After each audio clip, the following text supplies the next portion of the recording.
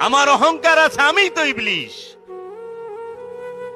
আমি অন্যের চরিত্রটা দেখি, আপনি খারাপ এটা আমি জানি, কিন্তু আমি যে খারাপ আমি সেটা জানি না।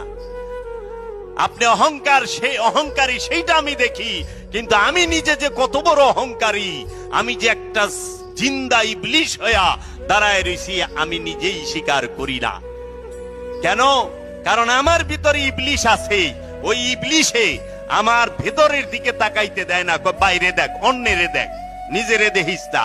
নিজেরে দেখলে তো নিজেরে চিনার চেষ্টা করবি, নিজের রূপ দেখবি, নিজেরে চিনবি।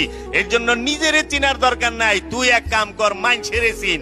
রহিম মিয়া খারাপ না ভালো ক, করিম মিয়া খারাপ না ভালো তুই ক, হ্যাঁ ফরমান আলী খারাপ না ভালো তুই ক।